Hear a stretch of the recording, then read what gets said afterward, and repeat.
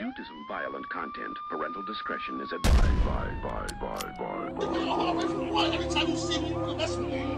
I'm tired of it. This sounds bad. I can't breathe. I can't breathe. I can't breathe. I can't breathe. I can't breathe. I can't breathe. I can't breathe. I can't breathe. I can't breathe. I can't breathe. I can't breathe. Everybody's standing here until I do nothing. The issues surrounding the Ferguson, Missouri incident and the Staten Island, New York incident are many. But given our history as a city of Detroit, the question to ask is this: could Detroit, Michigan be next? Could what is happening in Ferguson with Michael Brown be the leading edge of an epidemic? Look at the events which have happened this year alone. The failure to indict New York police officer Daniel Pantaleo, responsible for the chokehold death of Eric Garner, an African-American New York citizen suspected of selling loose cigarettes and not taxing people. The shooting death of Tamir Rice, the 12-year-old African-American boy who brandished a pellet gun and was shot to death by Cleveland police officer Timothy Loman 2 seconds after arriving on the scene. And of course, let's not forget Trayvon Martin, the African-American youth killed by private citizen George Zimmerman while walking home. Could these things happen here? Could Detroit be next? These are the questions we will explore in depth on this special edition of Don't Keep Silent.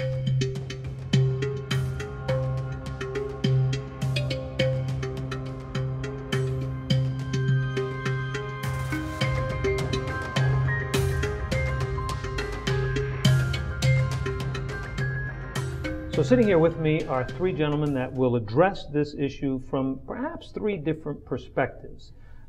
There is attorney William Terry Ford, a retired police officer and a practicing attorney. And then there is Ron Scott, who is with the Detroit Coalition of Police Brutality.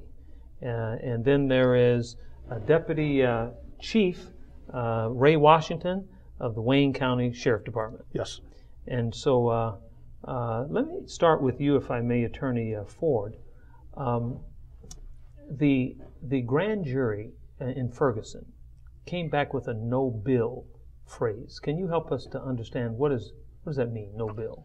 The grand jury is a panel of citizens that are put together, and they presented the evidence, some evidence, whatever the prosecution generally determines is going to be presented, be it small or large or whatever the amount may be. They determine, the prosecutor that's moving the case forward will determine just what goes, what witnesses or whatever.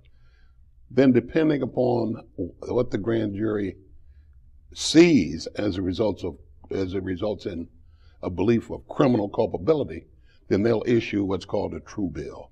True bill. It's called a true bill. And a true bill is basically, for lack of a better word, an indictment. Okay. And they arguably have, not arguably, they absolutely have the right either to issue the indictment or not issue the indictment. So the grand jury doesn't say indict or don't indict. They either say true bill or no bill. But you're saying like 6.5 dozen when the words can be interchangeable.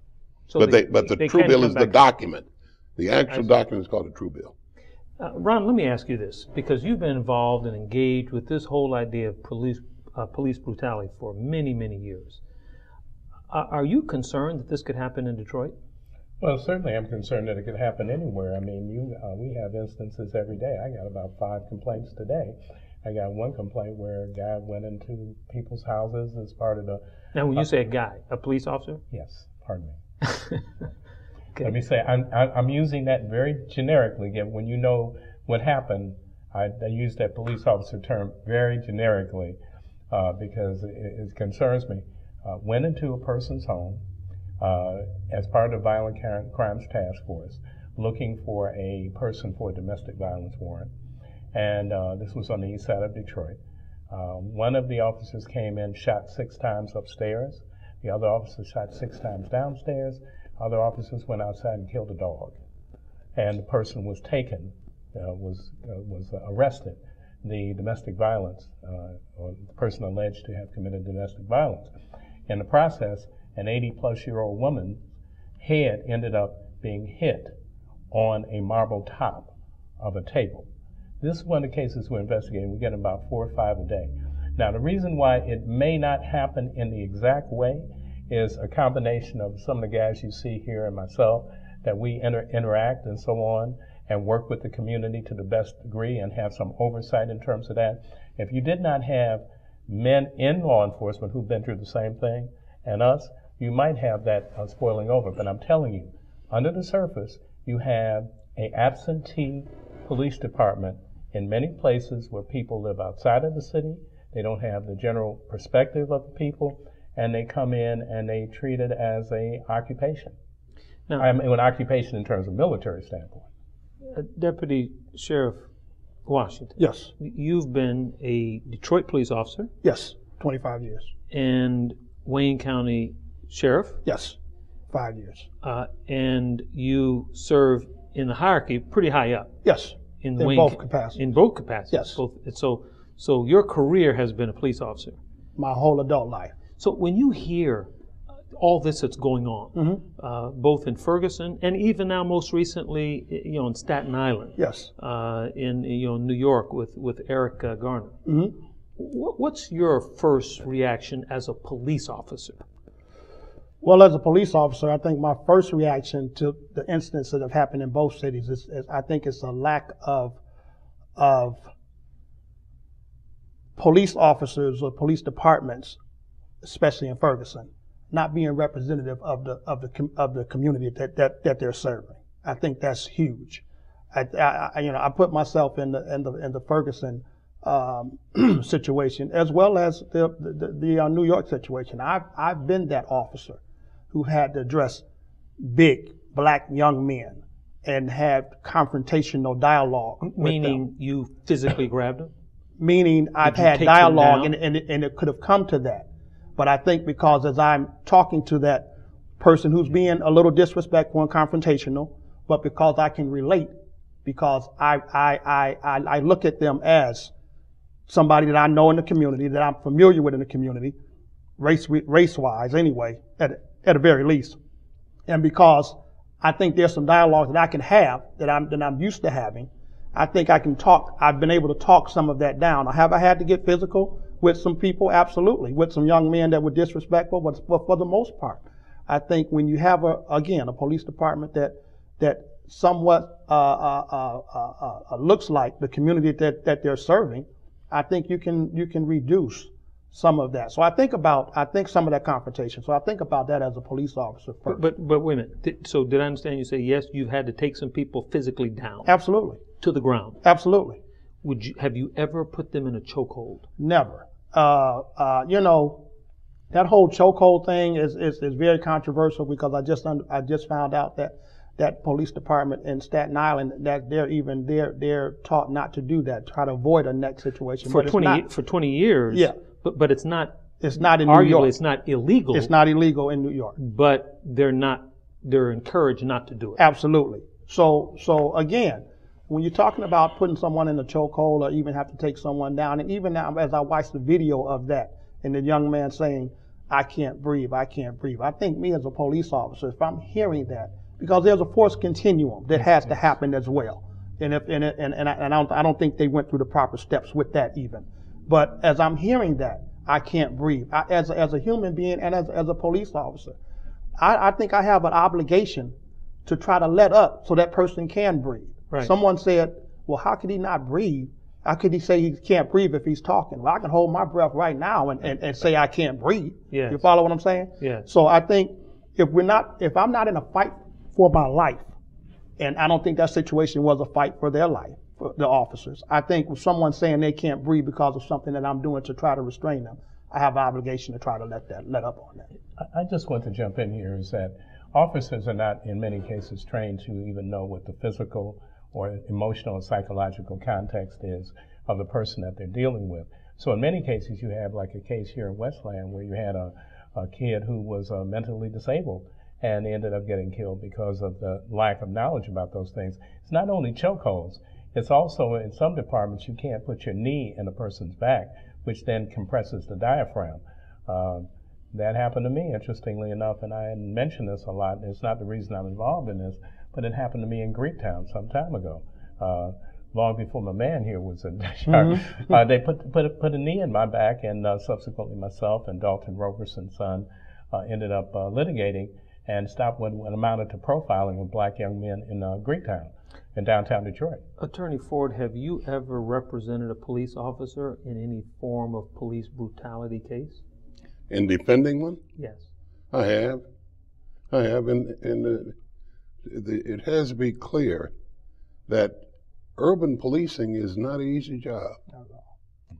You have to make moment-to-moment determinations on what kind of threat is presented to you. It is not, I think, too far to say that sometimes our kids, and I'm talking about everyone's kids, become loud and boisterous. It's a kid's way. But to a police officer, through his training and through the prism of his experience, how does he view this? You know, when I look, I was born in Brooklyn, New York, so I know New York and Staten Island, so I have a little bit of a bent toward this New York thing, which just, to me, is just outrageous.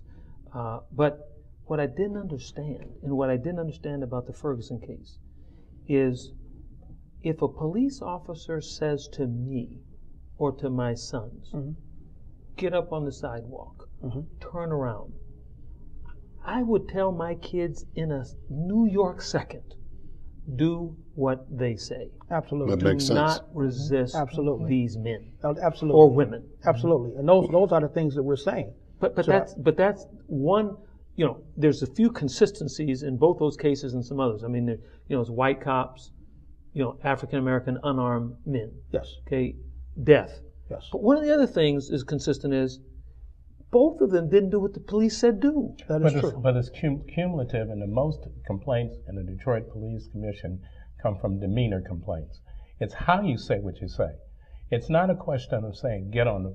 I mean, in other words, on the force continuum, everything does not require you to say, get up and do that and so forth. And you have to ask, and one police officer told me from Dearborn, white guy told me, he said, look, he said, if I've been stopped 3, 4, 5 times a day, then you stop me the 5th time, I'm going to be a little bit upset about it, perhaps. And I'm saying is over a cumulative amount, the two people meeting, you may have some resistance or some negatives, but I'm saying it's a difference. Say, sir, ma'am, could you move over there, please? Could you move over there? Could you stand over there? And Ray knows what I'm talking about. You both know. And then he said, I instructed you to move over there. If you don't, move over there. And you go up the continuum. Yes. But the first thing is to be respectful. And we don't know what the exchange was in either of these situations. Absolutely. That's the key factor. We don't know what it was. I'm not validating anything, but I'm saying we don't know what the exchange was. We're going to take a quick break, and we'll come back and address that specific issue with Garner, because as I understood it, there were 30 odd times prior to this, and you know, he finally said, we're going to deal with this now, or we're, you know, or something to that effect. Tired of you. Yeah. So let's take a break and we'll be right back.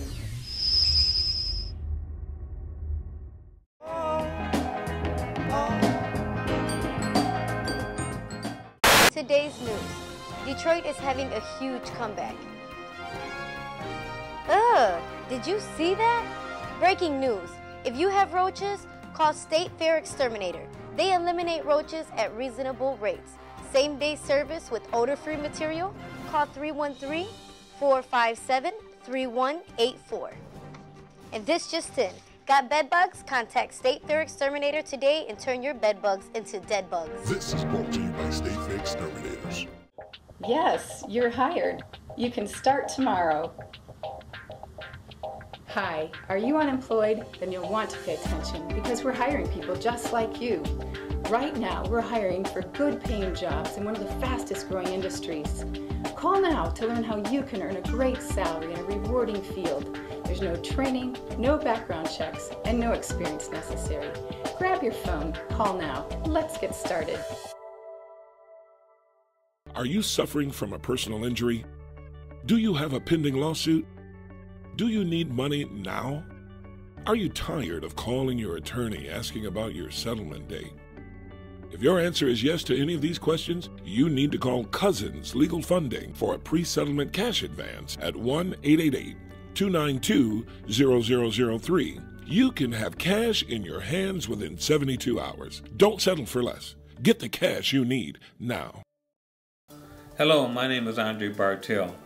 I handle the stewardship of Digimac Business Copy Store, where we print everything but money. We specialize in notary services, faxing, scanning, computer rental. We also have a large selection of printing services at your disposal.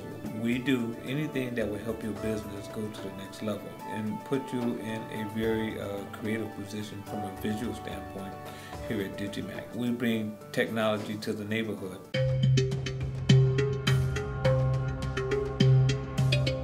In light of everything that's happening around the country, the temperature has risen to a place that really has caused us to want to sit down here in Detroit and talk to three gentlemen. Attorney William Terry Ford, who himself was a former police officer and has defended police officers and has also been on the other side as a lawyer, going after police officers, which we'll talk about in a second. Ron Scott, who is with the Detroit Coalition of Police Brutality and knows case after case after case of situations where there have been police brutality. And then Ray Washington, who has, his entire adult career has been a police officer. He is now the deputy chief of the Wayne County Sheriff Department. And Ray, if I can start with you. Sure. So you, at one point in your career, rose to oversee the entire traffic division of the Detroit Police Department. That is correct. Now that's where a lot of trouble, the traffic department is where there's a lot of trouble. Yes. And Ron, you mentioned something about demeanor. Yes. And so I'm a dad, okay? So I have 5 kids. Okay.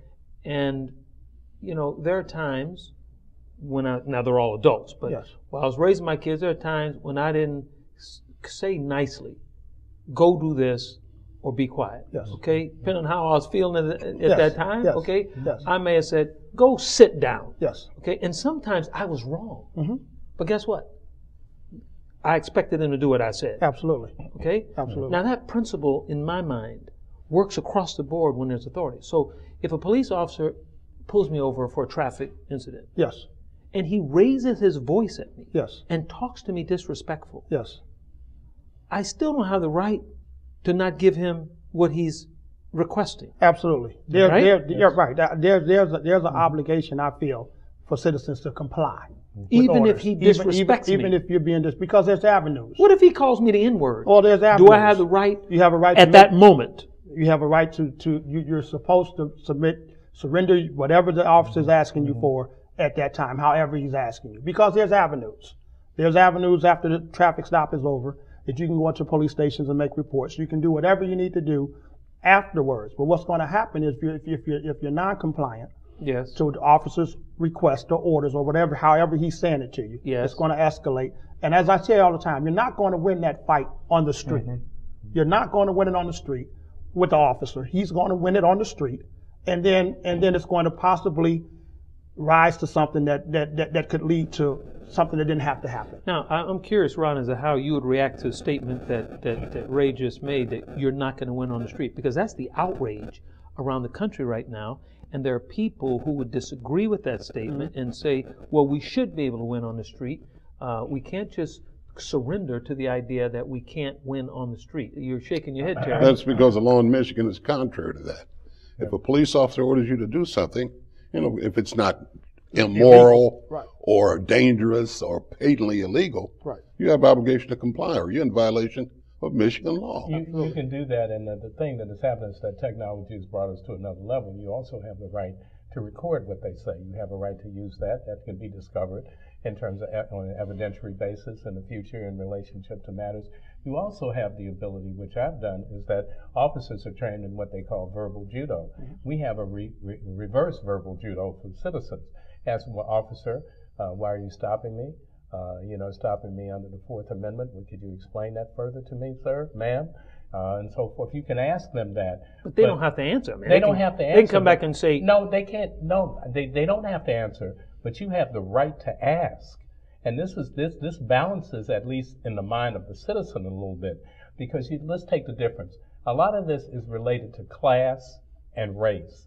You ask a guy rolling down, I always say, Lone Pine Road, who's well-heeled, you're going to comply.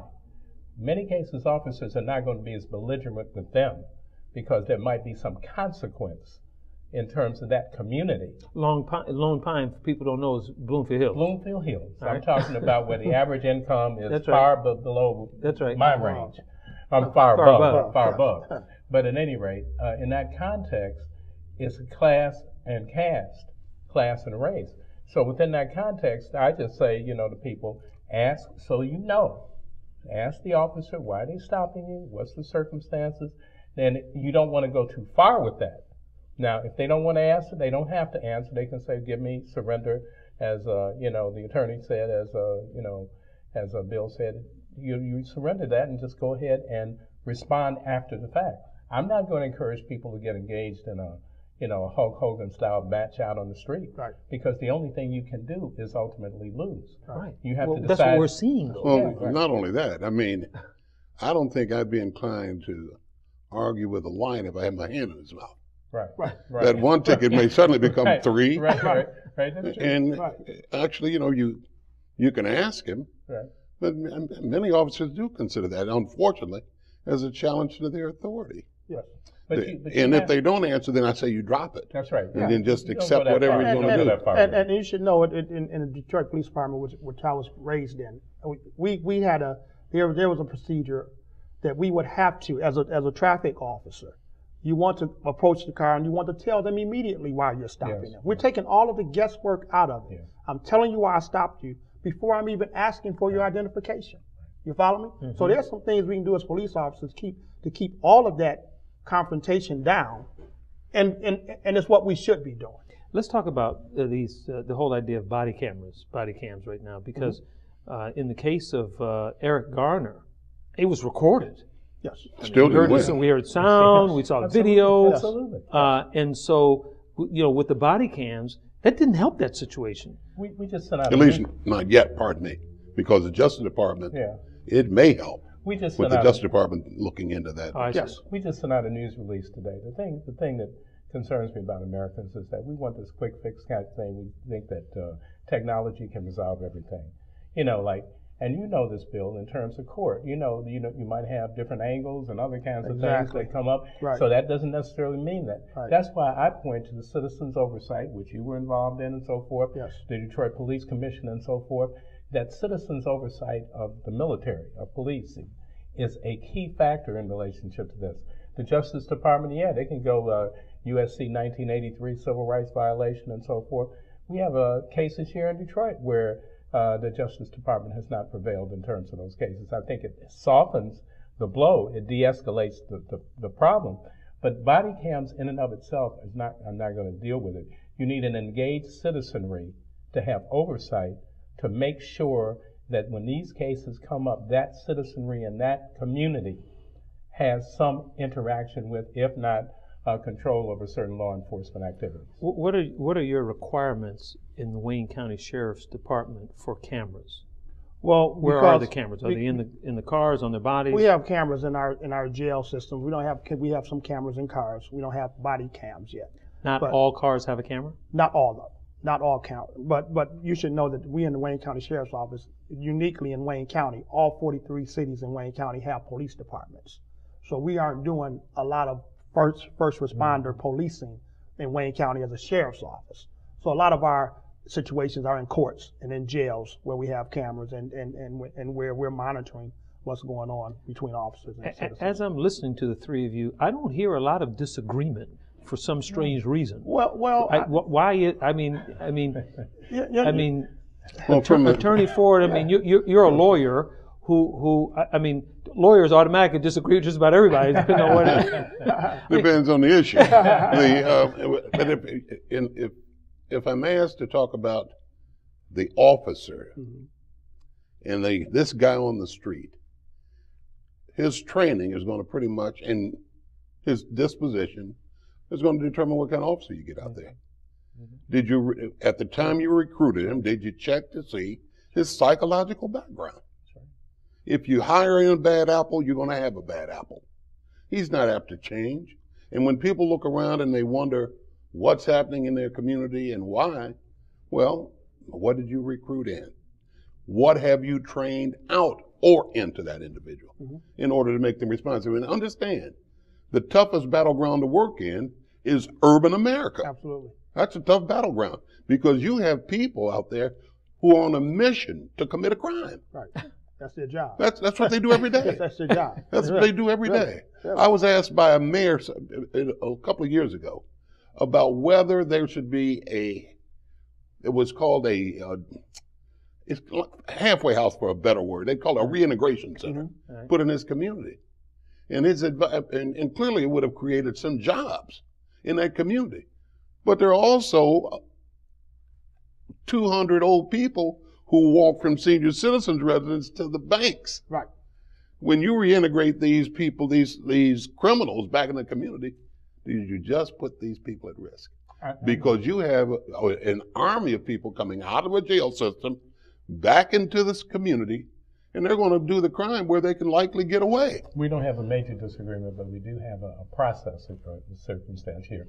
Our organization has a thing called Peace Zones for Life, where we're talking about undergirding, transitioning communities in terms of economic development, training people in de-escalation and conflict resolution and mediation skills, rebuilding people. You can't tear down a city, tear down a neighborhood, deprive people of opportunity, and expect them to behave as if nothing is happening. The war is going on against them, and essentially it's passively every day, where you have people who grow up and who never get up and go to work. Under the circumstance, you have to change that scenario. I always tell Dan Gilbert and all these guys, you want to make a nice city? Put some money over on the east side, and let's start working in the 11th precinct, the 9th precinct, and then you'll have less crime in the city. You'll have it. And one of the body cams do reduce crime. They reduce it about 50, 60, 70% generally. That happens, so I'm not opposed to that. But we have to reinvest in people, reinvest in community. And I'll say this in terms of churches. The churches have done an abysmal job in terms of addressing these issues. It has to do that. And then the spiritual work has to happen. People are transformed when they see transformative activity on the part of police, on the part of economics, on the part of the social fabric of their community. And if they're held accountable, like Bill was saying, in terms of the officers that come in, you want human beings. You don't want people who want to come in and be RoboCop. We're going to take a break. When we come back, because there is a shift that apparently is happening in the leadership of Metro Detroit racially, and because the racial discussion has increased nationally, what are the lessons that Detroit needs to really learn as a result of this kind of national debate now with the racial tension that's happening? Is there any connection to us? Could there be? Stay tuned. We'll be right back to talk about it.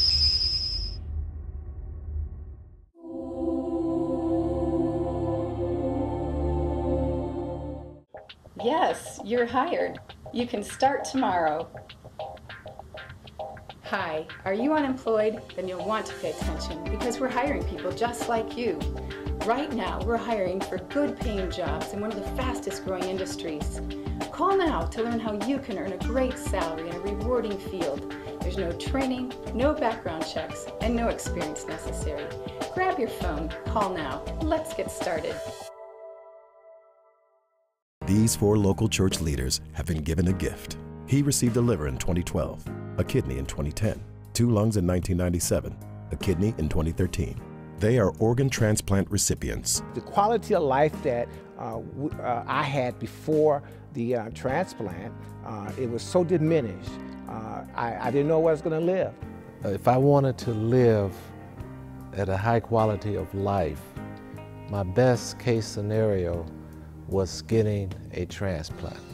And my life goes on, but so does my donor. My donor lives on in me, and they live on beyond, and so that's the gift of life.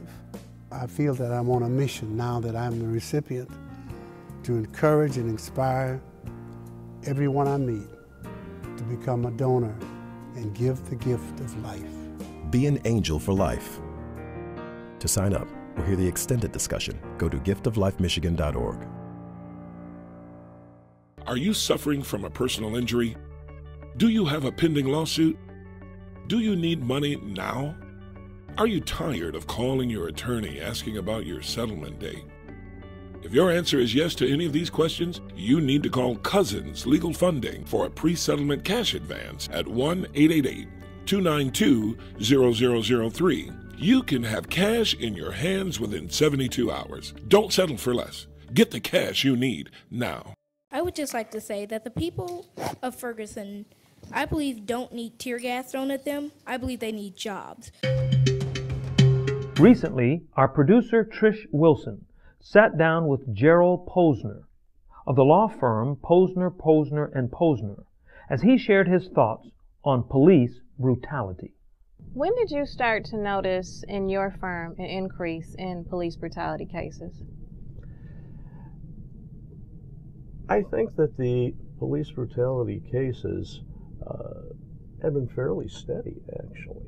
When Michael Brown was shot and killed on August the 9th, days later, police department released a surveillance video from him being in a store, taking some cigars, pushing a store clerk. Do you think that was an attempt to show him in a violent nature, to tarnish his image? Well, it was an attempt to do some damage control, to try to place the officer in a better light, try to place the police department in a better light. I don't care if anybody stole cigars, you can't shoot and kill them for that. When is it legal for a police officer to shoot someone? You have various rules, laws in various parts of the country that say when is it all right for a policeman to use deadly force. When is it okay in the state of Michigan? If a police officer is being attacked and he has to use the amount of force that an objectively reasonable officer would use. The Supreme Court has given us guidance in civil rights cases. When an officer is entitled to what they call qualified immunity, and basically they say an officer has to make split-second decisions. You cannot decide on the basis of 20/20 hindsight, but his actions must be objectively reasonable. So if you looked at it as a reasonable person, you would say this is objectively reasonable, or the officer was out of his mind. No reasonable person could think what he was thinking, and we're going to hold him responsible.